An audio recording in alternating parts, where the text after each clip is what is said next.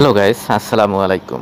তো বন্ধুরা, আপনারা সবাই কেমন আছেন? তো বন্ধুরা, আপনারা ফেসবুকের এই ডার্ক মোডটা কিভাবে অফ অন করবেন? তো বন্ধুরা, এই ভিডিওর মাধ্যমে সেটা দেখানো হবে। বন্ধুরা, এরকম ইন্টারেস্টিং ভিডিও পেতে হলে অবশ্যই আমার ফেসবুক পেজটি ফলো করবেন, ইউটিউব চ্যানেলটি সাবস্ক্রাইব করবেন। Let's go check about.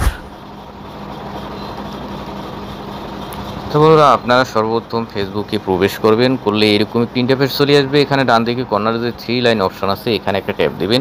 এরকম একটি ইন্টারফেস চলে আসবে, একে স্ক্রল ডাউন করে নিচে আসবেন। আসার পর এখানে সেটিংস নামক যে অপশন, এখানে একটা ট্যাপ দিবেন। ট্যাপ দেওয়ার পর আবার আপনারা সেটিংসে একটা ট্যাপ দিবেন।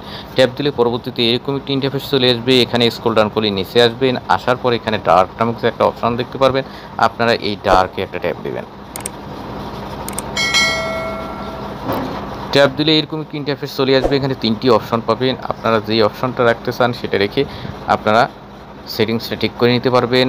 ১ নম্বরে অন, এই কালো ব্ল্যাক থাকবে, এই অপশনগুলো এটা ব্ল্যাক থাকবে। আর যদি আপনারা ২ নম্বর অপশনটা অফ করে দেন তাহলে এটা হোয়াইট হয়ে যাবে।